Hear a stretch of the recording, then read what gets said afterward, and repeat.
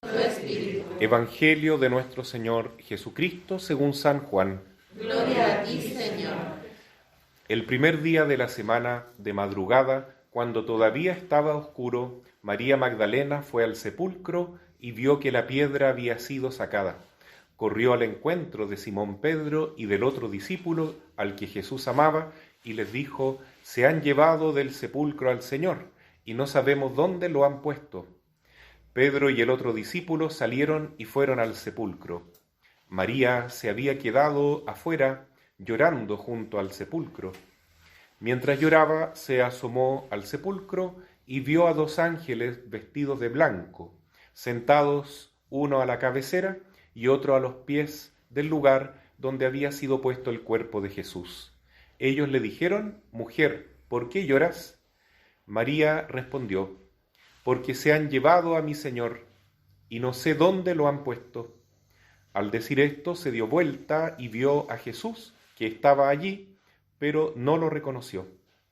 Jesús le preguntó: «Mujer, ¿por qué lloras? ¿A quién buscas?». Ella, pensando que era el cuidador del huerto, le respondió: «Señor, si tú lo has llevado, dime dónde lo has puesto, y yo iré a buscarlo». Jesús le dijo: «María». Ella lo reconoció y le dijo en hebreo: «Raboní», es decir, maestro. Jesús le dijo: «No me retengas, porque todavía no he subido al Padre. Anda a decir a mis hermanos: subo a mi Padre y Padre de ustedes, a mi Dios y Dios de ustedes». María Magdalena fue a anunciar a los discípulos que había visto al Señor y que Él le había dicho esas palabras. Palabra del Señor. Gloria y honor a ti, Señor Jesús.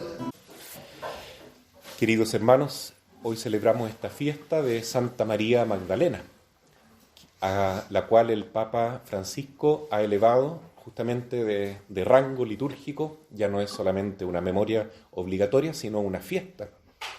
Porque, así como decía Santo Tomás de Aquino, el Papa también quiere destacar esta dimensión apostólica de Santa María Magdalena. Ella es una apóstol, dice el Papa, porque apóstol significa enviado. Y ella fue enviada nada menos que a anunciar a los mismos apóstoles que Cristo había resucitado. ¿Y por qué ella tuvo ese privilegio? Porque fue tal vez la persona que más amaba a Jesús, después de María Santísima, por supuesto. Y eso se demuestra en la liturgia de hoy porque escuchamos el cantar de los cantares, ¿no? Que es un canto de amor recíproco entre un esposo que está representando a Dios y una esposa que representa al pueblo de Dios, la iglesia. Y esta esposa dice: «En la noche busqué al amor de mi alma». Lo que más deseaba esta mujer era encontrarse con su novio, con su esposo. Entonces, la misma Biblia nos coloca este signo precioso de el amor esponsal de Cristo hacia la iglesia.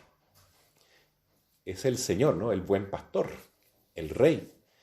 Es el Cordero de Dios que quita el pecado del mundo, pero la relación que se establece entre Jesús y la iglesia sirve de base para todo matrimonio cristiano, ¿cierto? Porque dice el apóstol Pablo que es un gran misterio ver cómo Cristo se une a la iglesia. Y así dice el apóstol, ¿no? «Maridos, amen a sus mujeres como Cristo amó a la iglesia, porque Él se entregó a sí mismo por ella, se sacrificó por la iglesia, de tal modo que se pudiera presentar a su iglesia, a su esposa, como una mujer santa, inmaculada, renovada, rejuvenecida, sin mancha ni arruga», dice San Pablo, como una bella doncella purísima. Esa es la iglesia, esa es la mujer que ama el esposo. Y la iglesia también ama al esposo. ¿Y cómo se representa la iglesia en el momento de nuestra redención, en la cruz de Cristo, ¿no? Por medio de estas dos Marías, aunque eran tres, ¿no? Las tres Marías, Estaba madre de Cleofás también, la esposa de Cleofás, madre de Judas y Santiago, pero estas dos Marías son las que representan el aspecto inmaculado de la Iglesia, la Santísima Virgen María, que también fue pre-redimida por Cristo, ¿no? Jesús murió también por su madre, para presentársela ante sí mismo como una mamá sin mancha, sin ningún tipo de defecto ni pecado. Y entonces ahí tenemos el modelo perfecto de iglesia, la Virgen María. Pero Jesús también quiso colocar otro modelo de esta iglesia esposa en la figura de Santa María Magdalena. Por eso es tan importante, ¿no?, la figura de esta mujer. Porque justamente María Magdalena, si vamos repasando la Biblia, ¿quién era? Era una mujer que fue salvada por Jesús, pero al revés de María, no fue salvada antes de su concepción o en el momento de la concepción, sino durante su vida, ¿no? Dice la Escritura que María Magdalena había sido liberada por Jesús de 7 demonios. Tenía 7 demonios. Hoy día alguien me comentó que a lo mejor podían ser los 7 demonios de los pecados capitales, ¿no?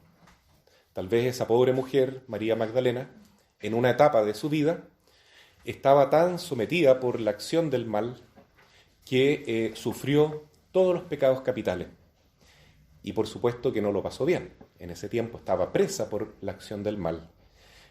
Pero Jesús la sedujo, entre comillas, ¿no es cierto?, en buen sentido, como un esposo a su esposa, y ella se dejó enamorar por Cristo y se acercó a Él. ¿Para qué? Para pedirle perdón. El próximo viernes vamos a celebrar la fiesta de María, de Betania, Lázaro y Santa Marta, ¿no?, que son 3 hermanos. Y hay muchos indicios en la Biblia que muestran que esta María de Betania era la misma María Magdalena.